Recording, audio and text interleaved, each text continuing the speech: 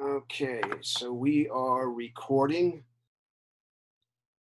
and I welcome everybody who is currently in the conference now. And this is the second Mac for the Blind on free online course.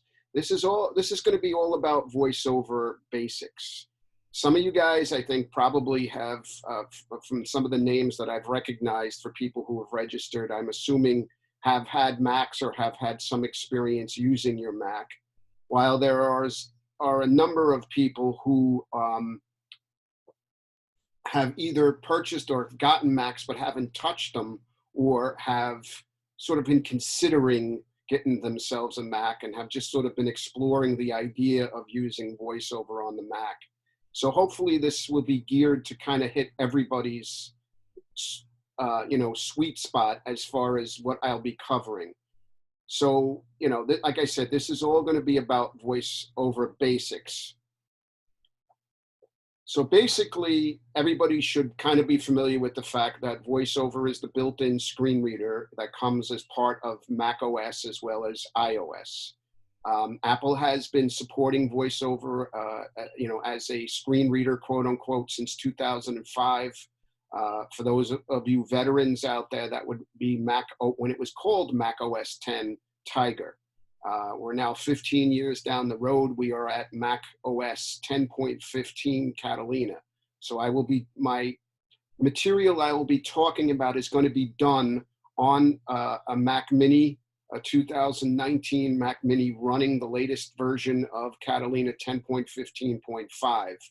However, unless I mention otherwise, this material will also, if you're running an older OS, whether you're running, High Sierra, Sierra, Mojave, Catalina, with the exception of a couple of things, this should pretty much be the same material for those operating systems.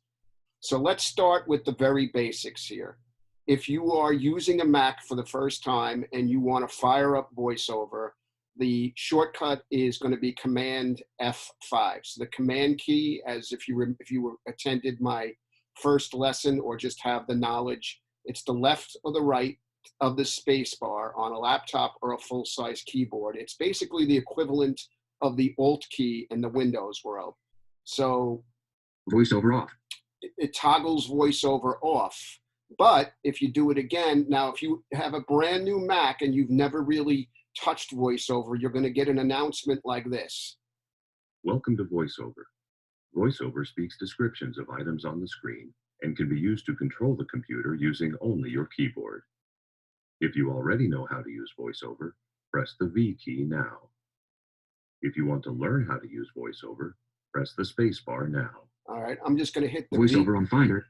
I'm going to hit the V key because I know how to use VoiceOver, but this will allow you, if you hit the space bar, to go into what is called the VoiceOver Quick Start tutorial. And that will kind of give you a basic introduction to some VoiceOver concepts and terminology, as well as some macOS terminology that could be very helpful. Is it going to really teach you, quote unquote? Perhaps not. Perhaps it might be enough material to get the self-learner, going in the right direction. It certainly helped me back in the day. And I like to kind of play with the Quick Start tutorial every now and then just to see what's changed and, what I remember and what I've forgotten from, it's about 20 or so screens, and you go through it, do the exercises that it explains to you. You can quit it at any time hitting the escape key. And when you start it up again, you'll be asked whether you want to pick up where you left off or whether you want to go back to the beginning. Now you can use the left or the right arrow keys to skip backwards or skip forward if there's something that you want to go do again, or maybe you're at a section that you were already pretty familiar with and you don't want to waste your time. You hit the right arrow key. I will warn you that the Quick Start tutorial is not the most exciting thing in the world by any means, but it's certainly something I try to advise people that I work with to at least attempt once. Now, once you have VoiceOver up and running, you have to decide what your VoiceOver modifier keys are going to be. I'm the old school Mac user. I go back to Tiger as far as I'm, when I use VoiceOver, control and option keys are my choice for the VoiceOver modifier keys. On a laptop computer, that's going to be the second and third keys coming from left to right on the bottom of the keyboard. If you have a full-size keyboard, it's going to be the first and second key on the left side of the keyboard, or you also have a control and an option key on the right side of a full-size keyboard as well. The other alternative you have is the caps lock key. Apple added this a few operating systems ago. Some people like that, especially if you're coming over from Windows and you're a former JAWS user or still a current JAWS user, you might find the caps lock key as a better option for the modifiers. Maybe it's just psychological on my behalf, but I just find the caps key a little bit of an awkward stretch, even though it's a single key press as opposed to the double key press for the control and option keys. I still prefer the control and option keys. So once you've decided what your modifiers are going to be, then you combine them with either the arrow keys for navigation, or you'll be combining them with other letters and perhaps other modifiers to carry out VoiceOver commands. Now, by nature, VoiceOver is a keyboard-driven screen reader, just like JAWS or Window Eyes or Dolphin or NVDA. It is true that you can use the trackpad if you have a laptop with the multi-touch glass trackpad, or if you have the Magic Trackpad, if you own a an iMac or a Mac Mini like I do. There is something called Trackpad Commander that will allow you to utilize the gestures that you might be familiar with from iOS. You also can customize the Trackpad Commander as well to add additional functionality. But in my humblest opinion, and it is my humble opinion, not necessarily need to be shared by everybody, I just find that using a keyboard to operate my computer with a screen reader, it just makes more sense. And to me, there's more flexibility. Even though it requires memorization of keyboard commands, I still find this to be the most effective way to approach using my computer. So as far as like basic navigation, I'm on my desktop right now. Heliocala volume, Oahu volume, Kahuna volume. These are all connected external drives. They're just the names that I've given the drives. Nothing, you're not mishearing here. For those, I think there's a couple of folks from the Hawaiian Islands who are on this conference. You might notice Haleakala, Kahuna, Lahaina, names of different places and locations in the Hawaiian Islands. Yes, that's what I've given my hard drive names because I wish I was there right now. So these are all connected drives or aliases in the Apple world, which are basically shortcuts to my different drives. Now, the control option arrows are what I'm using. So control option left, control option right, up or down arrows. That's my basic navigation. If I want to activate something, I simply press the control option space bar. Control option space is like your single finger double tap in the iOS world or enter key in the Windows world. Now, while we're on the subject of the enter key, be very, very careful as a Mac user. It does work in certain instances in the same way as it does in Windows, but the one area you want to avoid the enter key like the plague is in Finder, because the enter key being pressed in Finder puts you into Kahuna, contents selected, edit text. So it's an edit mode. So you would end up accidentally renaming a drive or an application or a file without intending on doing so. So if you kind of forget and you do it on accident, just hit the escape key. Desktop, Kahuna mode. And it will put you right back, it'll get you out of edit mode and back to where you were before. So I have worked with people in the past who have accidentally renamed their hard drive. Now in the Mac world, if I can get there. Lavina area, Kimo, volume. Leilani, Monakia, sorry, Leila, Kimo, Kahuna, Macintosh HD. Volume. Macintosh HD is your hard drive. It is the equivalent of the C drive in the Windows world. Now, as a side note, you can rename your drives, as you've heard the names of my other drives. It does not impact Mac OS. You can change the name of your hard drive every day if you really wanted to. It does nothing detrimental to your system. If you're bored, if you just find that Macintosh HD is a boring generic name, be my guest. As you can tell, my other drives have different names. I just haven't renamed this particular drive as of yet. Now, if I wanted to open this, I could just press the VO space bar.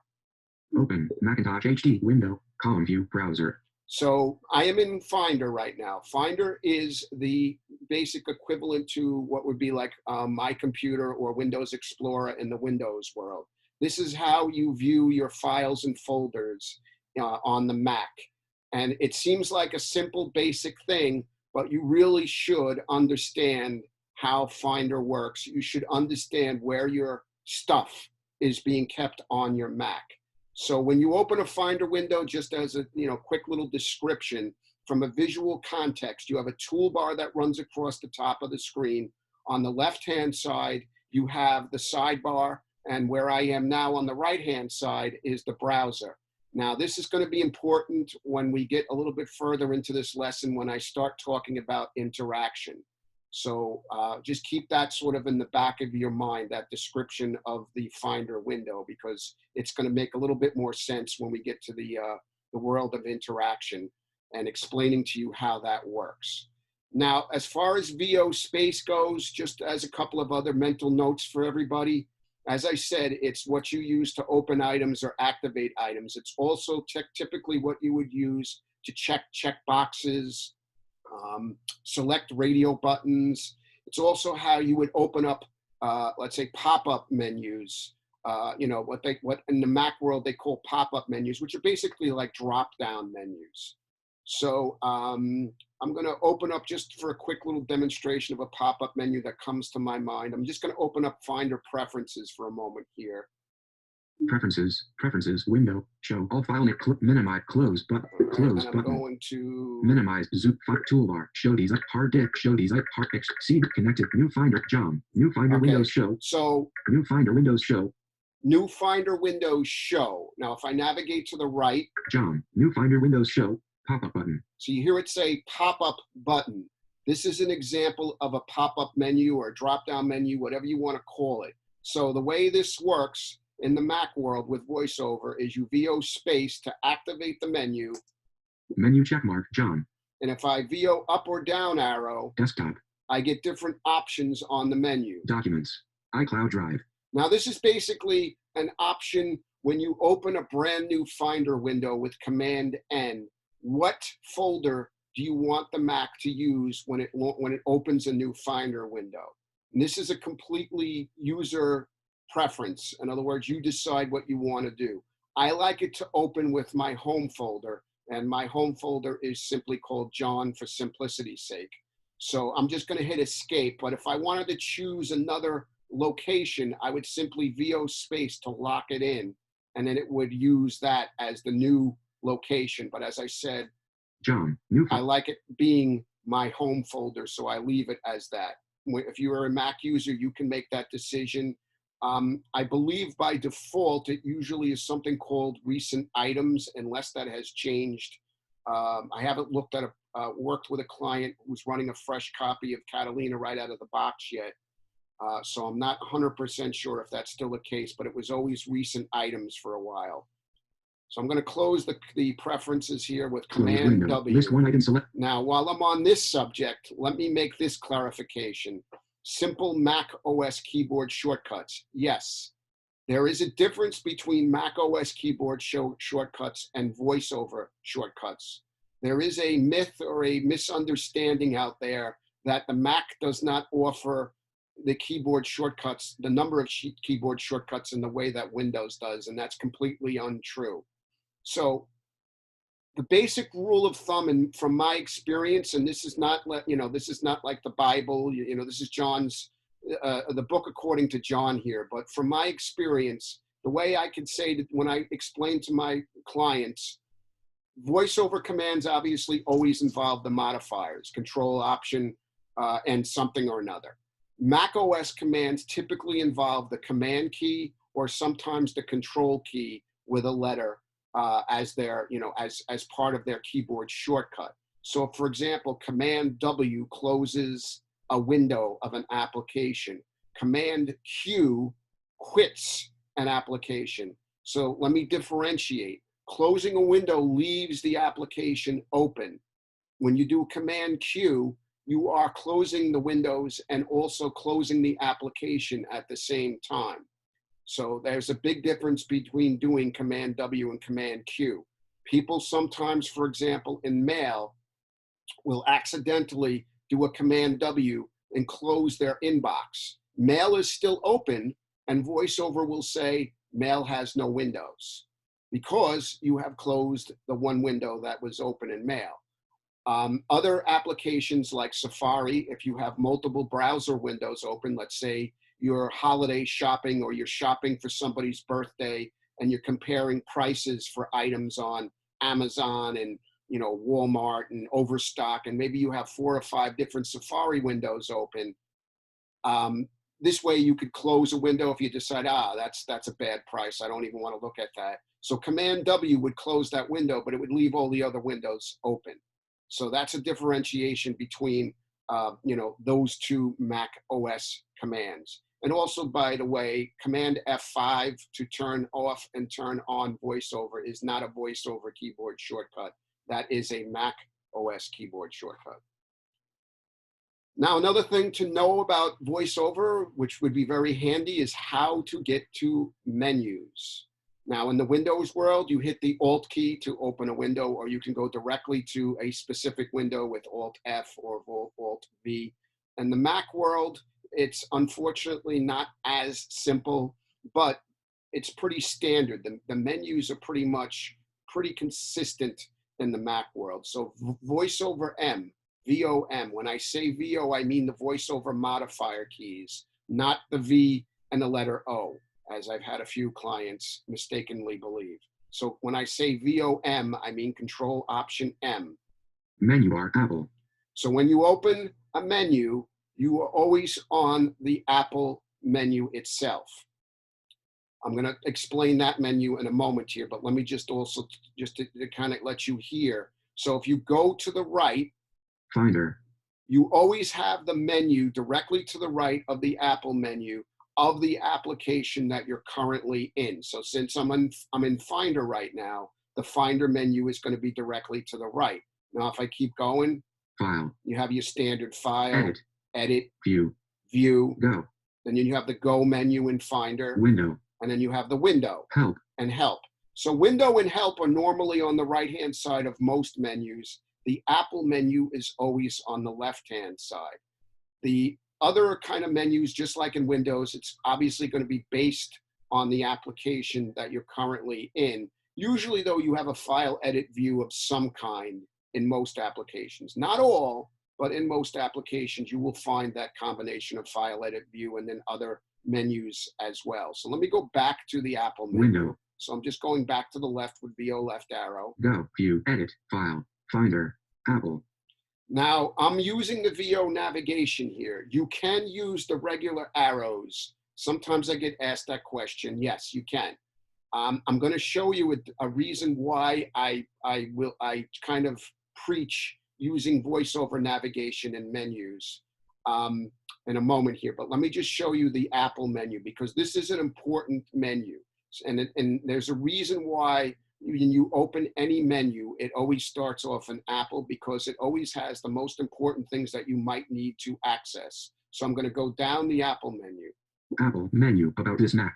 About This Mac, which tells you basic information. So if somebody asks you what version of Mac OS you're working in, that's the place you're going to find it. System Preferences, ellipsis. This is a shortcut to System Preferences, which is like the control panel for your Mac. App Store, ellipsis. The App Store shortcut. Recent items, submenu. Recent items, which shows you all of the most recent applications, the previous 10 applications that you have opened.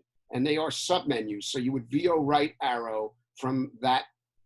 Recent items, submenu, App Store.app, Books.app, Calendar.app. So I just hit VO right arrow, and now I'm going down my recent items. FaceTime.app. So these are the apps that I've most recently had open. So let me just go back Apple here. menu, recent items, submenu. So now I'm going to keep going down the Apple menu. Force quit, ellipsis, Command We Option, have the Escape. Force Quit dialog, which is kind of like the Of course, I can't think of that Windows shortcut that you use to kind of close down applications. I'm telling you, it's only Tuesday and I feel like it's Friday already. Control Alt Delete. That dialog. That's what the force quit dialog would do on the Mac side. Shows you all your running applications and you have the ability to force the system to quit them. The only time you would do that is if you're running into issues where an application is hanging. Now, the way you know that in the VoiceOver world is very simple. VoiceOver will repeatedly say, busy, busy, busy, busy, and you can't do anything in that application. The thing about the Mac is because of the way processes are handled, you simply use the Command and the Tab key in the way that you would use Alt-Tab in Windows. So you can cycle through open applications, and then you can get out of that busy, busy, busy loop, and then go to the force quit application dialog and make that application go away, and then you can restart it. So I'm going to continue down the Apple menu. Sleep. This is for sleep if you want to put the computer to sleep. Restart ellipsis. Restart. Shutdown ellipsis. Shutdown. Lock screen command control. And then lock Q. screen. Now, I want to go across to the Go menu here while we're in the menu. Finder, file, edit, view, go, menu. So the reason why I emphasize holding down the VoiceOver keys is that when you hold them down, some menus have what they call alternative menu options, and you can only see them by holding down the Option key, or in some cases, holding down the Control key. The Go menu is a great example because there is a couple of shortcuts, including to your user library, that you can only see when you VO down arrow. Back command, for and recent commit documents command, desktop command, downloads, home command, library command, shift, L. So you have the library there. There is a keyboard shortcut for it, but if you don't use the VoiceOver keys and you just use the down arrow, you will miss the library key option on the menu. Library command, shift, L.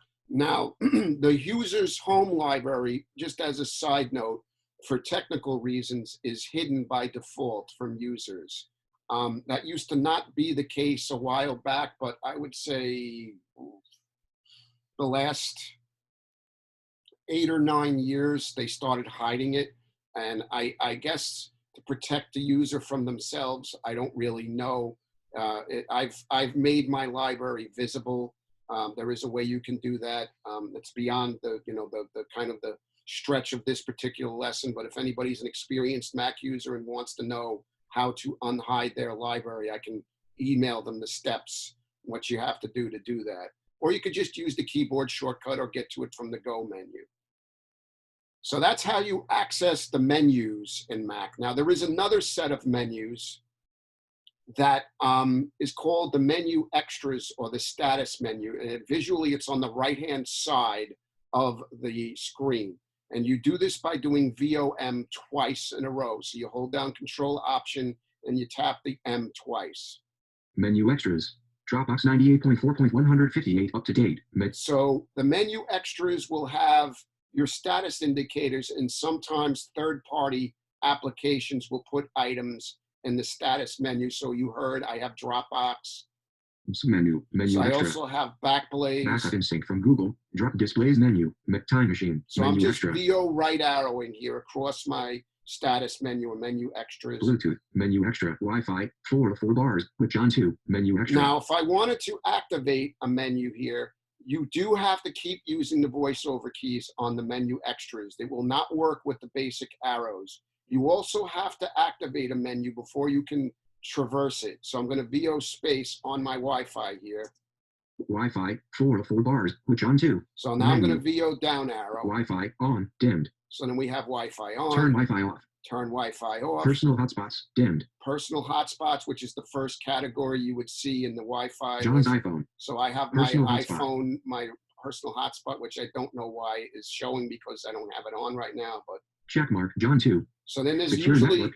the network that you belong to, which will be checked. But as you go down, Alice's Wi-Fi. John 1. John 1 up. Join other network. Create network ellipsis. so there'll be other options here. So if you are joining your Wi-Fi network for the first time, you find it in this list. You VO space. If you have a passcode required, which you really should for security purposes, you just type it in and then hit the enter or VO space, and you should connect to your Wi-Fi network. So that's the easy way to get to your Wi-Fi network from the status menus. So the status menus also have, the volume, time and date, all of that stuff. And they can be customized. Again, if you're an advanced Mac user, there are ways to add additional items to the menu extras if you wanted to do that. So I'm just going to hit escape here to close out of the menu extras. So that's how the menus work in Mac OS. Now, VoiceOver also has a help system. Again, I know in some circles I've heard people say, oh, there's really no help for VoiceOver. You really have to kind of rely on what you find online. That's actually not true. So VOH, Control Option H or Caps Lock H if you choose, that is how you get to the main help area. VoiceOver help menu 5 items. So there are 5 items as of Catalina. Prior to Catalina, you would have 6. So I'll explain that in a moment. So as you go down, this is a vertical menu. So I'm going to VO down arrow. User guide, Control Option, question. So the first thing in Catalina you get is user guide. In older versions of Mac OS, this was called online help. And then there was a separate menu item, a 6th menu item for the VoiceOver getting started guide. I think they've just decided to consolidate all that into one menu item. When you VO space on this, it opens the the VoiceOver getting started guide. And the only downside, or I guess you call it, is you do have to have some basic understanding of VoiceOver navigation, particularly interaction and working with tables to be able to effectively use the user guide, in my humble opinion. I see why Apple did it, because it is well done the way you activate items, but I think for a new user, they overcomplicated it. But again, that's my humble opinion. It doesn't necessarily have to be shared by everybody, but from teaching people for the last 10 years, I just find that it can be a little overwhelming to a new user until they get a little accustomed to navigating with VoiceOver and getting around screens. Once you can do that, then the user guide is really helpful. So the other options in this help menu. Commands help menu, Control Option HH. So we have Commands help, and you can get to this with its own shortcut by doing Control Option H 2 times in a row. If you do it from the regular help menu, it is a sub-menu, so you can VO right arrow. Commands help menu 15 items. So you have categories that you can work your way down. General menu, information menu. So I'm VO down arrowing. Navigation menu. Navigation. Text menu. Text. Web menu. Web. Find menu. Find. Tables menu. Tables. Now, if you want to see the VoiceOver commands for a category, again, you VO right arrow. Tables menu 8 items. Jump to header, Control Option vertical line. Move to parent row, Control Option Command \. So it will give you the item and then the VoiceOver keyboard shortcut. Some people will make the observation that some of the keyboard commands do not have shortcuts assigned to them. That is not a mistake. That's not an error. That VoiceOver is missing something. There are just some commands that don't have keyboard shortcuts. If it's important enough to you, you can use what are called keyboard commander or numpad commander to assign those particular VoiceOver keys your own commands if you so do so. And you might, I don't know, but you might be able to even do that in system preferences under keyboard if you know exactly how to write out that particular VoiceOver command. That might be a backdoor way to do it as well. I have not experimented with that, so I am not going to say that will work or not for sure. So I'm going to back out here. Commands help, VoiceOver help menu on Commands help menu, Control Option. So I'm going to continue down. Keyboard help, Control Option K. So keyboard help, Control Option K. This is a great key describer. If you are new to a Mac keyboard or a keyboard in general, you can use VOK to get there, and you can press any key, and it will be you'll be told what that key is, or you can do VoiceOver key combinations like VOA, VOB, VOC, and it will tell you what that VoiceOver command does. It is also a kind of a poor man's way of using a typing tutor if you don't have one on hand, because as long as you don't press the escape key, you could work your, your home row. You can do typing exercises. It's not going to type anything out, unfortunately, but at least you get the auditory feedback. And it is a way just to practice your typing and to get used to the reach of the keys on your new keyboard if that's what you need to do. And escape, as I said, will close the keyboard help mode.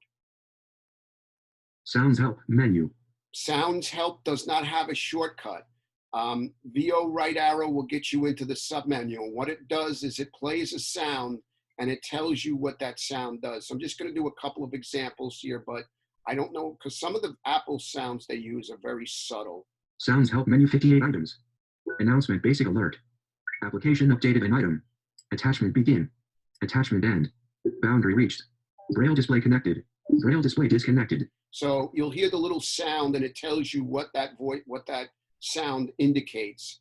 And I'm a big audio guy. I like sound effects a lot more than I like speech. I like low verbosity when I'm using my computer. So I happen to pay attention to the sound effects because sometimes they will really give you a lot of insight without even need to be told what's going on. So let me go back out to the menu for the last couple of items. VoiceOver help menu on sounds help menu. Quick start tutorial control. Quick start tutorial. So quick start tutorial is the last item in the help.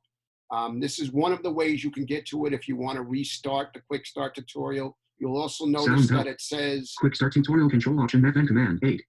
So control option command FN and function key 8.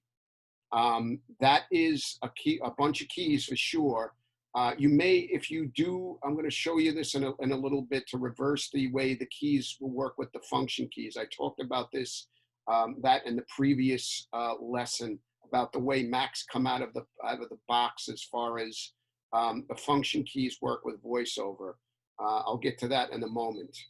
But this is the way you can get to the quick start tutorial as well as the keyboard shortcut. So that's the VoiceOver help system. So I'm going to hit escape. Applications. To get back to Cores, folder. Where I am here back in Finder. Yeah, let me talk about that first. So as I said in the previous lesson, by default, a new Mac, when you try to do the function keys with VoiceOver command, so in other words, control option F8 would normally open the VoiceOver utility. You might find that this doesn't work on new Macs. You might have to switch a preference in system preferences under keyboard to make it work properly. Because normally, if you press the function keys by themselves, so for example, F11, F10 will raise or lower the volume. I believe F1 and F2 brightens or lowers the brightness of the display. So if you have this situation set up, you have to include the FN key. The FN key is the far left bottommost key on a laptop keyboard. On a full-size keyboard, unfortunately, it's in the 6-pack. It's above the delete key. So it might not be a great reach on a full-size keyboard. But as I said, it can be reversed. So the way you would reverse this is you'd go into system preferences, and you can do that as I showed you earlier. Menu bar. From the Apple menu. Apple, about this, system preferences, ellipsis. Cores, folder, system preferences, window, toolbar. So I'm going to just do a quick I'm going to get into the preference panes here. I'm going to interact. I'm going to talk about interaction momentarily here. In preference panes. All right, I'm going to hit K for keyboard. Keyboard button. I'm going to VO space. Loading keyboard, window, toolbar. And I'm going to VO right arrow past a whole bunch of stuff. So, I'm not trying to leave you guys out, but I just want to quickly get to this Key place. text, shortcuts, input sources, dictation, key repeat, delay at 85.40%, off, slow, fast, long, short, show keyboard and emoji view, use F1, F2, etc. Keys as standard function keys, checkbox. That's the setting you want to find. It's a checkbox. Use F1 through F12 as standard function keys. By default, this is unchecked. If you check it, it reverses the behavior of the function keys. So, in other words, Finder, quit out of window. here. If I do control option F8, opening VoiceOver utility. It works as expected. However, if I want to raise or lower the volume, I now have to include my FN key to lower or raise the volume of my computer. So that it's up to you as a VoiceOver user. I would, if you're the only person using the computer, I would make the change. The only problem this would cause is if you're sharing with a sighted person, they might get messed up a little bit if you make that change. So take that into consideration before you decide whether you want to officially make that change on your Mac. Okay, so this brings us to the wonderful world of interaction. So interaction is really a VoiceOver concept that sometimes people kind of get tripped up on if you're coming over from Windows, because there's really nothing like it in Windows. And what this does is it allows you to you got to think of it as, even though we're blind, it's taking a closer look at something. It's drilling down into the interface to allow you to navigate or see areas that you can't normally see. So again, let me see where we are here. VoiceOver utility. Let me get out of here. Finder, cores window. Okay, so Out of column view. So when you open your Finder, for example, of my previous example, you're on the browser side of the Finder window. Now, as I said, there's 3 parts to the Finder window. Verticals, sidebar, table. So you got the Macintosh sidebar toolbar. and the toolbar. Now you notice Sidebar, verticals, column view, browser. What? I'm just hearing these 3 areas. I don't know what is contained in any of these areas as of yet. I have to interact with the specific area to then be able to navigate what is contained within that area. So if I interact with the browser, and the interaction key combination is Control-Option-Shift down arrow.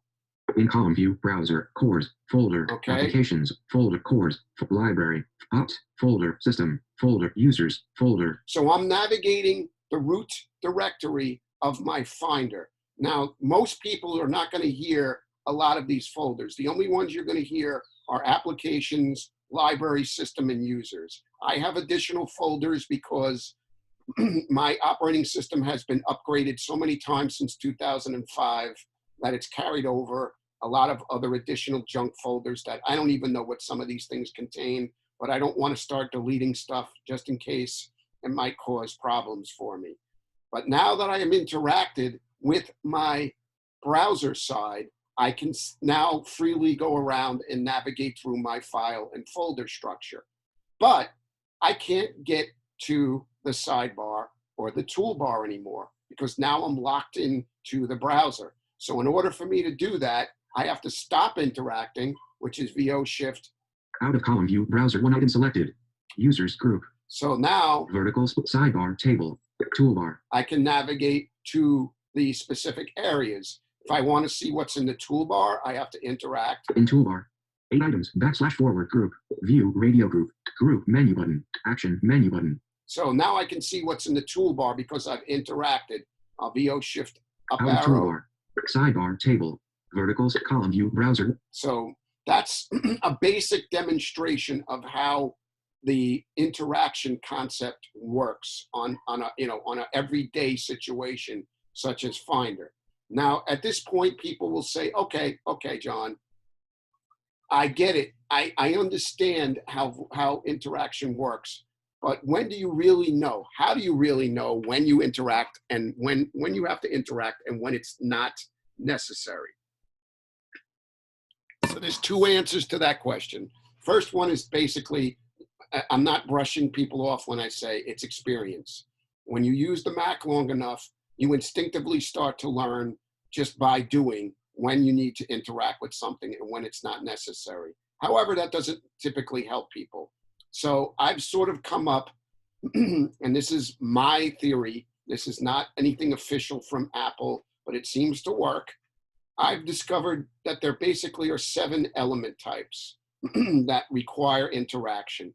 I group a few item types. Maybe other people will separate them and have their own different way of explaining this, but I try to keep it simple. by only limiting it down to 7. You heard 3 of them right here in this Finder example. Browsers, sidebars, which are actually tables, and toolbars. So there's 3 of the 7 items. Now, you will also find tables, for example, in mail. Your inbox is a table. Mail, 15 new item. Mail. Cal Norquist, Michelle Peterson. So now I'm on my inbox, which is a table. Each message is a row in the table. So I would have to interact, as I've automatically interacted here because I was looking at mail before. But normally when you open mail, you usually have to interact with the table before you can use the VO up and VO down arrows for standard navigation. And the reason why you can also you should interact, because I know some people are probably on this call right now going, well, you can use the regular arrows and go up and down the list. Yeah, you can. But if you want to use VOJ to read the content of a message, you can only do that if you've interacted with the table first. And then you could use VOJ, which is the jump command that will allow you to read. Hey, John, I wanted to follow up. I understand you may have some questions regarding Jump now. I'd be happy to help. So and then I could VOJ. In messages table. Back to the messages table. The cool thing about VOJ, by the way, is it automatically uninteracts and then interacts with the content. That's another reason why I love this command, and I don't use enter to open mail messages. I just use VOJ. So, as I said, that's an example of tables. You also have scroll areas. Now, scroll areas involve text as well as web content. So let's jump over. Find message text at Cal, Safari, Dan Bongino. Let's see. The items show a guide to using audio hijack with voiceover vertical line Apple Vista window. Search. Okay, so I'm just going to go over to search navigation. A guide to using audio. A guide to using audio hijack with voiceover vertical line Apple Vista web content. So web content. That's what I wanted you to hear. That requires in a guide to using interaction. Once you interact with the web content, you can use standard VO navigation. Heading level 2, main menu, apps, forum, blog, podcast, bug tracker. And you can then, be able to get around the website. But web content is an area that does require interaction, just like text does. Text within a word processor such as Pages, Microsoft Word, TextEdit. If you want to proofread what you've typed, most likely you're going to have to interact with the text area before you can actually, do any changes or read character by character, word by word, et cetera, et cetera. So scroll areas might also be just called scroll areas. So when I was in system preferences before, let me go back there.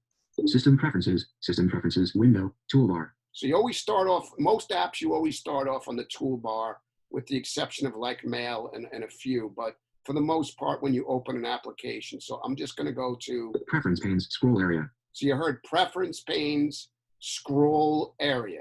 So sometimes a scroll area is identified as a scroll area. And again, you interact with VO shift down arrow. In preference panes, scroll area, 32 items, general button. Now I'm just going to desktop and screensaver VO button, right arrow, dock button, mission control button, Siri button. And as I did before, you can also do the single letter navigation. So when I went to keyboard, I just hit the letter K. Keyboard button. To get directly to that specific item. I could do that with time machine T button. For time machine. Screen time button. S. I could do that for any. If I know what preference I'm looking for, I can do single letter, or I can do a quick the first couple of letters of a specific preference. Desktop and screensaver. So I just button. did DE to get the desktop and screensaver.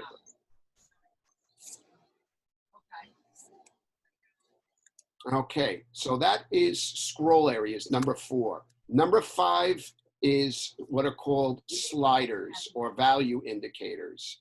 I'm going to go to another preference to show you that here. Energy saver button.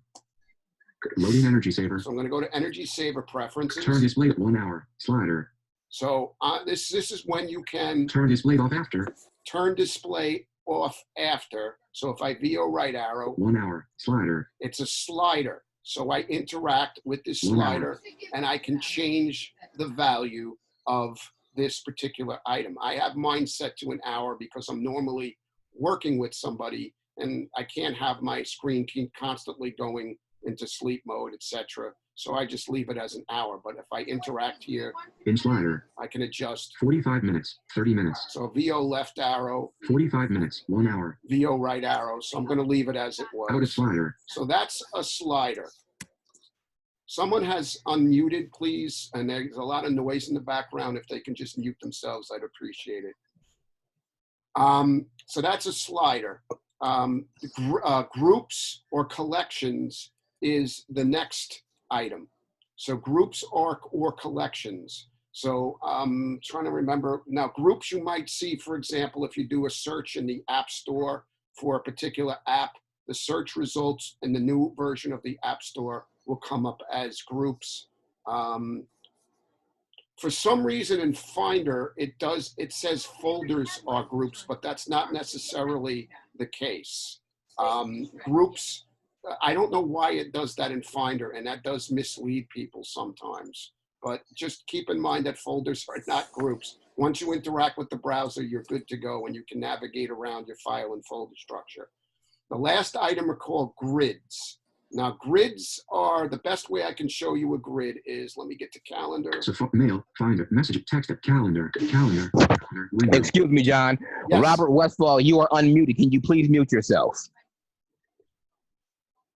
Thanks, Cliff, because I know somebody was. Vertical splitter, Tuesday, June 2nd, Tuesday, June 2nd, 2000, no visible title to it, today, next month, grid. So the calendar has a grid. So if we interact with the grid. In grid, Sunday, May 31st, list. Monday, June 1st, 6 events, list. Today, Tuesday, June 2nd, 6 events. So I'm just VO right arrowing. So the way the calendar grid works, it's a 6x7 grid. So you have the 6 weeks. This is the month viewing calendar. You have the 6 weeks that make up the current month and the 7 days of each week. So now that I'm on Tuesday, if I VO up arrow. Today, Tuesday, June 2nd, Tuesday, June 9th. Now I'm VO down arrow. Tuesday, June 16th, one event list. So as I go down, I'm going down from Tuesday to Tuesday. If I VO right arrow. Wednesday, June 17th, lit. Thursday, June 18th, one so event that's, list. You got to remember that, like I said, it's a 6x7 grid. So that's, the best example that I can come up with off the top of my head. Music has a grid too. If you look at album and artist view for your music library too. Not as common as scroll areas or, toolbars by certainly, any stretch, but grids are the 7th item. So again, browsers, toolbars, tables, which can be considered to be sidebars, scroll areas, which include web content and text content, groups or collections, values, indicators or sliders, and then grids are your 7 item types that require interaction. So just, I don't expect anybody to remember that off the top of your heads right now. But just as you use the Mac, hopefully these items will start to stick in your brain. And as you come across them, you'll start to kind of, oh yeah, that's right. It's a slider. I got to interact with the slider. Now you can have multiple levels of interaction. So as I did with the calendar. Vertical split toolbar, vertical Tuesday, June 2nd, 2020, month calendar area group. So group, month calendar area group. So if I interact first with that. In Tuesday, June 2nd, 2020, month calendar area group. Today button. Next month button. So I'm VO right arrowing. Grid. And there's my grid that I interact again. In grid, Sunday, May 31st. So there's 2 levels of interaction in the calendar that's required. You will find this in other applications as well. Now, if I interact with the day. In Thursday, June 18th, one event list, roundtable podcast, starts on June 18th, 2020 at 5:00 p.m. So that's the one event I have so far scheduled for June the 18th. So when you interact another level, I can see what is on my calendar for that particular day. Now, it is possible, though, to interact too far. with an item. So let me go over System prep, Safari, Mail, Finder, Finder. User. So if I interact with, In column view, browser, users, if folder. I interact too far with users, In users, folder. 2 items, image, John, John, jump, jump, jump, jump, jump, jump, image, jump, jump, John, I folder. can't go any far. I'm stuck. But if I stop John. interacting with John, Docs group, I can go right into my docs folder, John group, users group. or I can go back out to users. Now I'm VO left arrow. Now, while we're on the subject of Finder, before I forget, so people don't, because they might not recognize this, I use what is called column view. There are 4 views in Finder in Catalina. You have icon view, list view, columns, and I believe the other one is called gallery, if I'm not mistaken. Let me see. As gallery, checked. Yeah, gallery. gallery. List 1 item. I prefer columns. Doesn't mean you have to, but for teaching purposes, I like columns because what's on the level, so if you go up and down a column, Shared, John, let me go user, back out to here. system, opt, library, cores, applications. This is folder. all on the same level.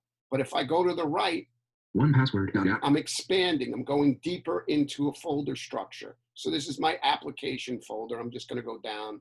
ADBYY Fine Reader, Express, Accessible Event, Host, Acquisition.app, Adapter.app, Adobe Acrobat Reader, Adobe Digital Editions, Amersoft DVD, Alarm Clock Pro.app. So that would be my applications. If I go to the left, Applications group. I back out again. So from a teaching standpoint for Finder, this allows me to kind of explain to people and, really kind of visualize that you're at multiple, like, so this is the root directory. And then when you go down into the user folder, Library, opt, system, users, John group. you go into the user folder list. So for me, there's only Shared, folder. me and the shared folder. John. But if I was sharing this Mac with other people, they would also be other people's user home folders. Now, once you go into a home folder, Docs group. you're in their actual home folder and you can see Downloads, Dropbox, folder, games, folder. iCloud Drive, if archive, Music Caliber, library, folder, movies, music. So folder. those are all my subfolders. Some of these have been created by third-party apps such as Dropbox, and there was another one in there which I don't even know what that came from years ago. But usually you're going to see downloads, movies, music, pictures, public, unless you are not using iCloud documents in the cloud. Keep this in mind. When you set up your Mac with the setup assistant and you sign into iCloud, by default, it will have you do desktop and documents in the cloud. This throws people off because when they look at their home folder, they do not have a desktop or a documents folder because they're in iCloud. Now, I have a folder that I created archive, iCloud, game, docs, folder. called Docs. I made this folder. This was not created by the system because I use iCloud documents and desktop in the cloud. So if you have your desktop and documents in the cloud, Command Shift and the letter I is the shortcut to open up your iCloud drive. iCloud Drive, list 1 item selected. Desktop, folder, documents. And there's folder. my desktop and documents folder in iCloud Drive. So that's how I would have to see what's in my documents folder because I use it because this way I can access like the Mac for the Blind, my client files and stuff. So it doesn't matter whether I'm at home on my Mini or I take my laptop up to Buffalo where my youngest brother lives, or I'm at my girlfriend's house.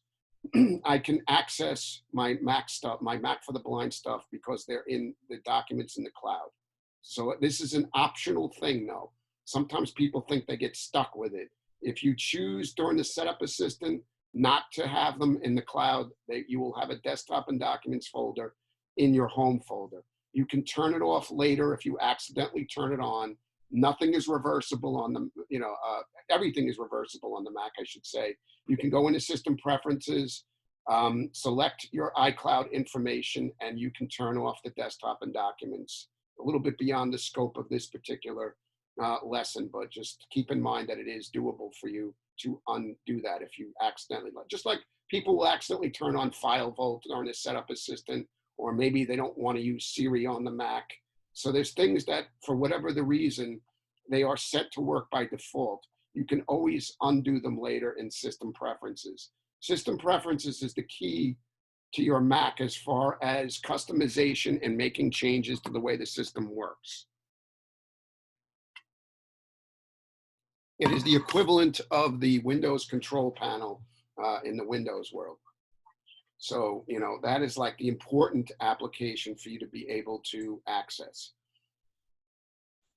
Okay, so that is the interaction section. So there are some other VoiceOver odds and ends that I also like to mention to people as far as like I like to call this informational commands. So for example, people will ask me, well, how do I know where I am on the Mac? If I walk away from the computer and I come back, how do I know where I am?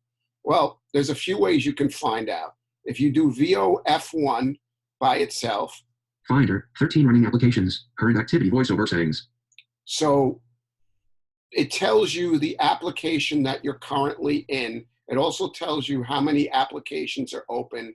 And since I was messing with activities the other day for another client of mine, I had created a test activity. So it's telling me that I also have the, I don't even know what the heck it just said. Application, close, Finder, 13 running applications, current activity VoiceOver settings. Yeah, VoiceOver settings, which is the standard default VoiceOver settings. If you don't use activities, you won't hear that, but you will hear the number of applications. And yes, you did hear right, 13 running applications. That's the beauty of the Mac. You can run multiple applications and it does nothing to hurt your system. Now, if you do VOF1 twice. Finder, 13 running application chooser, menu 14 items. So you'll open up the application chooser menu. This shows you in a vertical list. System dialogues menu. So I have a system dialog. That's not considered a running application, but I do have system dialogues I'll take care of later. I know what they are. Calendar, previous So menu. these are all my apps that Finder, are open. current menu, books menu, FaceTime menu, mail menu, messages menu, music menu, numbers menu, pages menu, preview menu, Safari menu. So if I wanted to open any of these apps, I could just VO space and jump right over to that. Safari menu, 10 items, a guide to using audio. So these are all my open windows in The items Safari. showing up. So A guide to we'll just VO space on that one and go To back using to audio Safari. Now remember though, Command Tab is like Alt Tab. So you don't necessarily have to use the application chooser menu. Finder, calendar, system prep, mail, messages, text edit, books, numbers. So I'm just VO, I should say Command Tabbing here. If I do Shift Command Tab, FaceTime, it goes music, backwards. pages, preview, books, text edit, messages, mail, system, calendar, Finder. So that's, to me, you know, I mean, using the application, I'm not trying to discourage anybody from using the application chooser menu, but, you know, sometimes it's just quicker to do Command Tab or Shift Command Tab. Now, if you do VOF2, Documents, window, 3 windows. it tells you how many windows are open in the application that you're currently in and what the current window is. So I'm looking at my documents, you know, my docs in Finder here, but I have 3 windows. So obviously, if you do VOF1 twice to get the application chooser menu, Window chooser, menu 4 items. you can do the window chooser menu as well. Documents, Julia Christensen, docs. Go to desktop, control option shift. So you D. always have the go to desktop as an option, but I have multiple Finder windows open right now. Hey, John, we're about to outrun. We got a few questions here. I don't know when you want to answer them or. Yeah, I'm gonna get to them in a moment. I just want to finish up the informational stuff, and then we'll move over to the Q&A here. Okay. Yeah, because I was just looking at the time myself, because you know I don't want to run too far, and I want to give people a chance to ask questions. Okay, so like I said, that's the window chooser menu. So just like you have the ability to do Command Tab or Shift Command Tab to run through to cycle through your open applications, you also Documents. have Command Accent as a Mac OS command to switch through your windows. Cycle through windows. Julia Chris, cycle through windows. Docs, window, column view, browser. What? So Command, or you can do the Shift Command Accent Julia Christensen, documents, window, to document. go backwards as well. So again, it's up to you which way you'd prefer. It's 2 o'clock. If you'd want to do the, you know, the window chooser menu, or you would rather, you know, use the Mac or keyboard shortcut. Now there is a listing on my website, and you can just do a search in the Apple support for Mac OS keyboard commands for Catalina, and you'll find the current list of Mac OS commands.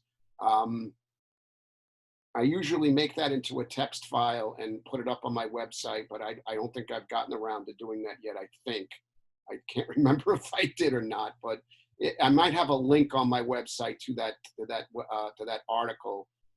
But it's there. Like I said, you can do a search on the Apple website under support and get the Mac OS keyboard shortcut list.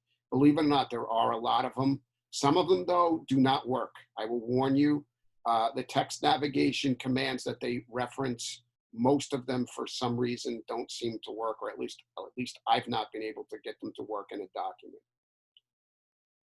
Okay, so like I said, those are the VoiceOver informational commands. The last thing I want to mention, and then we'll take questions, is the VoiceOver utility. And I'm not going to get into depth with the utility because that would take an hour plus within itself. I just want you to understand that this is the VoiceOver control panel that allows you to customize VoiceOver. Opening VoiceOver utility. VoiceOver utility window, display welcome dialog. When VoiceOver starts, welcome, speak the utility categories. So you have a utilities categories table. So you interact with the table. In utility categories, table, general. So we have selected, general, verbosity, speech, navigation, web, sound, visuals, commanders, braille, activities. and activities. Now, some of these preferences have subcategories. So let me go up to web, navigate, speech, verbosity here. So I'll stop interacting with the table. Out of utility categories. And I will navigate to the right. Speech, selected, tab, 1 of 5. So you notice the subcategories are presented as tabs. So the first tab is always selected by default, but if you want to change the preferences that are being shown, you can select a different tab. So if I Braille, text tab, 3 of 5. Text, selected text tab, 3 of 5. And I keep going to the Announcements, right. hints, tab, punctuation, sum, punctuation, pop-up button, repeated punctuation, spoken with count, repeat while typing, speak, characters and words. So you will see this for some of the categories in the VoiceOver utilities, like Braille has subcategories, the web has subcategories, Commanders obviously has subcategories. So you have to activate the tab to see the preferences that are associated with that specific category. And now you also have the ability to import and export your VoiceOver utility preferences. So if you want to experiment and you're afraid you're going to blow something up, you can always save them. You also can restore them from the file menu. Menu bar, VoiceOver file. So if you go down the file menu, file, import preferences, ellipsis, command shift, export preferences, ellipsis, export, set up portable preferences, ellipsis, set up portable preferences if you want to put them on a thumb drive, reset basic VoiceOver preferences, ellipsis, reset custom VoiceOver preferences, reset all VoiceOver preferences, ellipsis. So you have different options that you can do in case you blow up your VoiceOver utility preferences while you're experimenting. So you always have a parachute. You always have a way out. You can put them back to factory defaults, and then you will be able to start over. Or you can export them if you get them to a point that you like them, and you say, you know what, I still want to tweak them a little bit more, but I like them the way they are. You can export them and save them as a file. And in this way, if you ever do blow up your preferences, you can always bring them back. And the portable preferences, by the way, allows you to take a USB thumb drive and go to other Macs, turn on VoiceOver, and load your preferences. So you can kind of not change somebody else's preferences while you use their Mac, or maybe you're helping them, you're troubleshooting for them. And this way you have your preferences temporarily on their system. And then when you're done, you just eject the thumb drive and they get their preferences back to the way that they were. So the VoiceOver utility is chock full of different things to, that you can set, different preference panes. It's my course, so I can plug myself here. I do have audio tutorials, as I've mentioned to you guys. You are entitled for registering to this course. Those of you who have not taken advantage, you can get one of the audio tutorials, whether it's Mac or iOS, for free. You also can use the coupon code MACCourse20, one word, MACCOURSE20 at checkout. You have to put that in the edit box A few people have bought the tutorials and did not put the coupon code in the edit field and were charged full price. You have to type that into the edit field before you check out, and then you'll get a 20% discount on everything that you purchase. I have one on the VoiceOver utility. I have a audio tutorial on the Finder, on system preferences. I've been updating a lot of the tutorials to reflect stuff that's happened in the last, Catalina, Mojave, etc., and try to make it more of a current kind of tutorial in case there have been changes. All right, so there is your VoiceOver Basics course. Like I said, I tried to touch on as many things as possible. Hopefully that this stuff will be very helpful to you guys, and you'll be able to get some mileage out of your Mac, or at least going in the right direction with your Mac. The course on Thursday, June the 4th at 1 p.m. Eastern, we'll be talking specifically about Safari and talking about how to web browse, the reader feature, things like that. So that will be specifically for web browsing. And then next week on Tuesday the 9th, we will have, I believe it's 1:30 p.m. That's going to be just an overview. I'm kind of jumping around to each of the major applications, giving you sort of a crash course with VoiceOver. Maybe not, some apps I might be able to get into a little bit of depth. Some I don't know how much depth. I want to try to, cover as many things as possible, and just give people, I might even show you some third-party apps if I got any that come to mind that will also, I can demonstrate. So why don't we move over to the Q&A, Cliff, and if you got some questions racked up there. All right. The first question is, somebody said, Qual says she can't get the caps lock key become the modifier key, so she's been using the VoiceOver keys. I guess she wants to know how it's possible or what she can troubleshoot to do that. You probably have to go into VoiceOver utility under under the general category. There's a pop-up menu that allows you to use either the caps lock key, the control option, or you can use them both. So you might have to change that pop-up button to just the caps lock, or if you want to use them both. Once you adjust that, it should work fine. Somebody wants to know, is it possible to set interaction commands with the numpad? Yes. We didn't get a chance to talk about the commanders. By default, the numpad commander does have it set up. I believe it's the 7 and the 9 keys will start and stop interacting. I've changed my numpad commanders. I actually use plus and minus as my start interacting and stop interacting keys. But yes, it is possible. I really highly recommend that you look into the numpad commander. Again, not to plug myself, but I do have a tutorial on all the commanders as well. All right, the next question is, there we go. The next question is, I guess you were talking about the docs in the cloud. Somebody said if they're not in the cloud, where do they find them? They're going to be in your home folder. So when you open up the home folder, which is the folder that's going to have your name in some way, shape, or form. Mine is just John, but normally when you set up the Mac, it puts your full name as one word. I just didn't want that. I edited it to just John. So if your name is, James Smith, your home folder is going to be called James Smith, one word. When you go into there, if you're not using documents and desktop in the cloud, you will see desktop, documents, downloads, movies, music, pictures, and public as your 7 default folders. If you have it in the cloud, you're not going to see desktop and documents. You'll only see the other 5 folders. All right, and the last one says, is there a way to get the folder path spoken with the command? It says VL seems to announce the folder that they're currently in. I don't understand that one. I am not sure. There is I think you can turn on, if you look in view, under the view menu, there's a couple in column view, that's what they're talking about, yeah. Yeah, I don't know in column view. I think in list view, you might have a better chance of seeing that. Again, there is a trade-off. I like column view.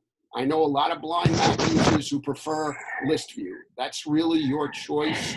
The reason why I don't like teaching for list view is that when you expand a folder, it's a vertical list. You really don't have the idea of the depth of your folder structure because the way the folders open. Once you get used to it, once you understand the levels, then by all means, I mean, it's your Mac. You can use whatever system you want, you know? All right, and the last question I have here is somebody's talking about it being difficult to edit a contact on the Mac. I've never had any trouble with that. I think the thing that they're not doing is you have to interact with that contact and hit Command L, if I'm not mistaken, to edit the contact. Yes, Command L will put you in edit mode. And you have to be really careful because for the contact details are in a table view. I don't know why. You might have to use the tab and the shift tab to make sure that you get to the proper edit fields before, you know, if you want to change. And there are buttons to, like, if you don't have an email address for that person yet, you might have to VO space on the add email, and then it will put you into the field to type out the email address. Contacts is a little dicey, in my opinion, in Catalina, and it was the same thing in Mojave, but it's doable. You just kind of have to sort of slug your way through it a little bit. Yeah, I kind of prefer doing it on my iPhone. Yeah, that's funny. I for a long time I was in the opposite camp where I would do everything on the Mac, but at this point I prefer doing contacts on the iPhone. Somebody says they have a touch bar. Is that going to be useful with VO?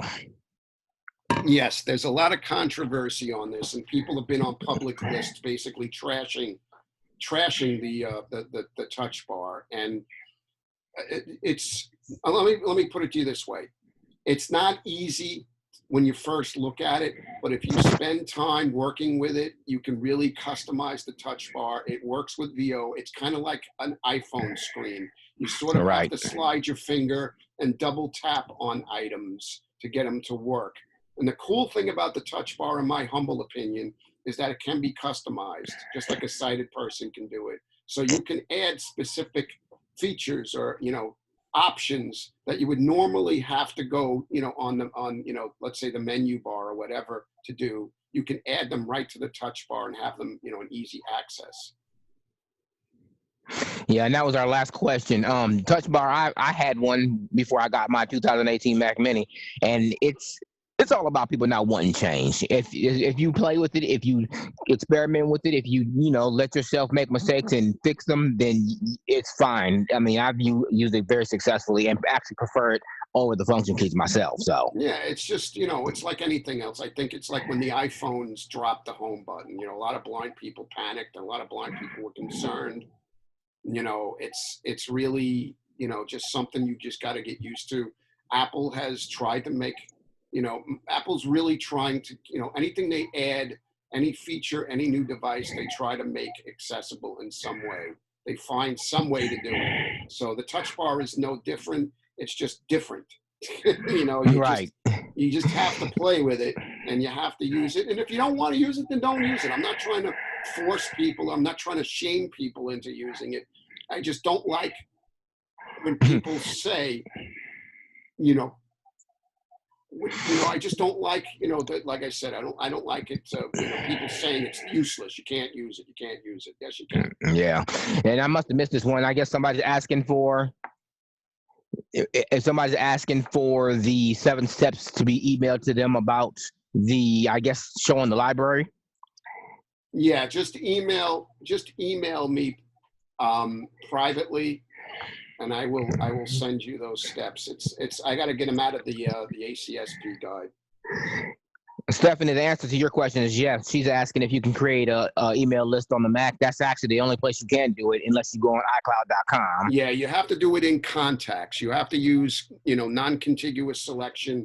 You got to go to your main contacts table, select the people one by one, and then do a VO Shift M. And from there, there's going to be an option, new group from selection. You VO space, you give the group a name, and all those people you've selected go into that group. That's the easiest, straightforward way to do it. Yeah, I mean, because you basically got to copy and paste. Yeah, that's the long way is to individually copy and paste and go over to that group and paste it in there. You know, so it's really, you know, I think somebody's asking how to check the battery status on the laptop. I mean, that's VOM twice and all the way over to the right. yeah, you'd have to go over to the right, but there is an Apple script. It's on my website. If you go under the freeware section, under resources, I have a battery script you can download, and then you can attach that to either a numpad commander or a keyboard commander shortcut. And like, for example, with me, right option B and keyboard commander will start, you know, will read me the battery status of my laptop. Somebody just asked, how do they start customizing their toolbar? Can you let them know how to do steps? So I think that's probably another class for another day, I guess. I mean, but you would really just have to go to the, I think it's under the view menu. There is an option in every single app that says customize touch bar. And then what it is there is like a list of things you interact with the area, and there's a list of things you can add to the touch bar, your VO space on it, and you should see it appear on the touch bar. You may have to play with it a little bit, but it's there. yeah. And there's another question here says they don't, well, it's not a really question. They're saying they don't know how to add a script. You don't have to. You just download the script. You just keep it in your downloads folder, wherever you know, it's easy to find. And then when you go into Keyboard Commander, for example, you just assign that. There's an option in the Keyboard Commander. If you go all the way to the bottom of the menu, it's Customize. And then the option in the submenu for Customize, one of them is Apple Script. You VO space on that, and you just point it to that script in the dialog, and it becomes, like I said, I use right option B, and it will read me the laptop. Yeah, I use right option G for mine when I'm on my MacBook Air. So, and that was the last question.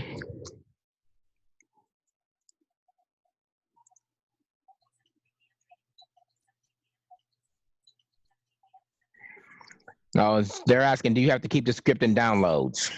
No, you don't have to. You can put it anywhere you want. I actually just keep it in a subfolder that I created for those things. The person that was asking about creating the group and contacts is asking for step-by-step instructions. I guess he could email you with that question. I think I might have I don't remember, but if you look on my Apple slices, I think I have an Apple slice that goes over doing that, if I remember correctly. If I'm wrong, then yell at me, but I thought I did do one. And I know this is a Mac class, but I'll send you, or you might already have it, the keyboard list that I have for iOS, and then you can clean it up and put it on your website if you so choose. Yeah, you know what? Send me that, because I do want to put that on my website, because I don't think I have a recent one. Yeah, go through it, because I think a couple of them repeat, because I got them from multiple sources, and I just haven't had time to go through and take the duplicates out. So yeah, I'll take a look at it. Let me see. I think we got one more question here then. Somebody's asking, what's the Apple slices?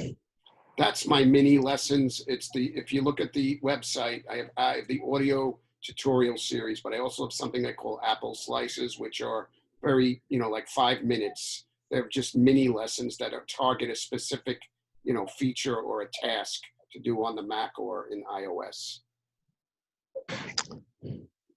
And then unless somebody chimes in before you sign off, that is the last question.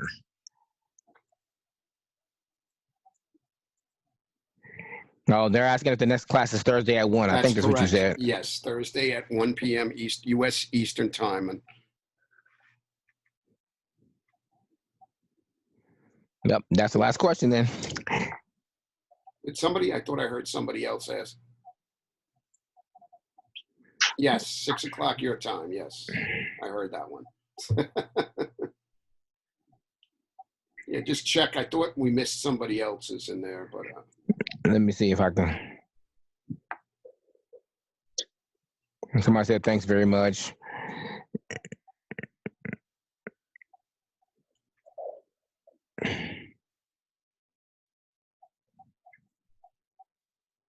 Come on now.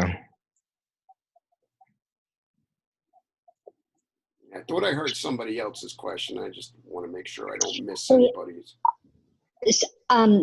John, I'm sorry. This is Vicki. I have a question.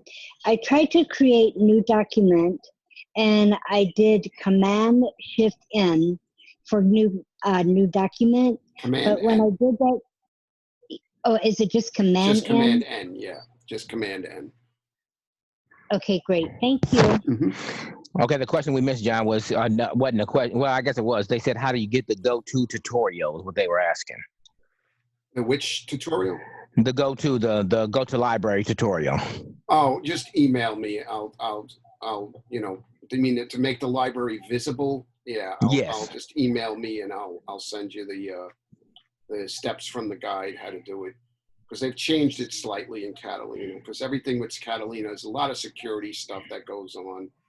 I don't even think I got into it in the last lesson because I didn't want to bore people with all the technical specifics about the T2 chip and, you know, the security utility and all that stuff.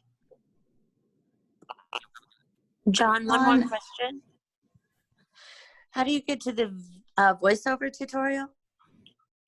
The quick start tutorial is in the help menu. It's the last item, or you can do Control Option Command F8 is the keyboard shortcut. Oh, perfect. Thank you. John, I have a very quick question. When you were in the system area, you interacted, and then when you found keyboard, you press VO spacebar. Yes. When you were in the utility for VoiceOver, you interacted, and then when you found speech or verbosity, rather, you stopped interacting. Yes, and it's different. Yeah. Yes, I was confused by that. Yeah, it's different in the VoiceOver utility. System preferences is a different way of activating the preferences. The VoiceOver utility basically uses that table. You select an item from that table and you stop interacting, and then you'll see the screen will reflect the category. Like I said, some categories have subcategories, so you might have to do a VO space on a tab if you want to, you know, see that specific subcategory. Thank you. Hey, John, this is Mike. I don't have a headset. Can you hear me okay? Yes. A couple of questions. One is I wanted to ask, you had mentioned that you will provide some one-on-one lessons. Yes. How long and how much? And if you want to take advantage of registering here, it's half price, which is $30. I do hour lessons. If you have monetary situations, I understand, obviously blind people, some people are still on, you know, are on Social Security, et cetera, et cetera. Speak to me privately and we can work something out. I don't make people commit. In other words, I don't say, okay, you got to buy 5 lessons up front. You know, I just don't believe in doing it that way. I do one for one kind of situations. You know, if we work with one lesson and then you're like, okay, I need some time. I don't know, maybe in the next 2 weeks, I might need another lesson. Okay, just let me know when you want it. okay, so Somebody's contact asking you how through they. email or I'm through a sorry. website? Go ahead. I'm sorry. What was that, Mike? Contact you through email or through the Yeah. website? Yeah, through email, john@macfortheblind.com. Awesome, thanks. Thank you. Somebody's asking for the audio for this class, and I think you write in every email that you say if you want the audio to email you, and you'll send them a Dropbox Yeah, link. I'll send you the I got to convert it first, and then I got to put it in Dropbox, and then just whoever wants it, just email me directly. I already have a couple of people who've done that sitting in my inbox, so just add to it, and I will get it to you later today.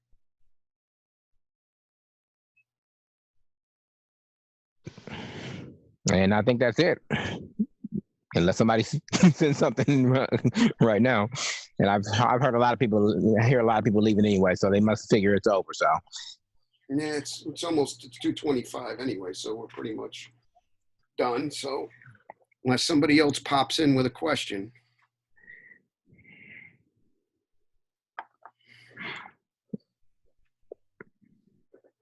All right. I guess not. Well, I thank everybody who's still here for attending. I appreciate it. And thanks, Cliff, for all the help with the chats. no problem. I And just send that information over to my counselor, so they should be contacting you. Okay. All right. And we will get together again on Thursday at 1 p.m. Eastern for those who registered for the Safari lesson. Have a good one. All right, guys.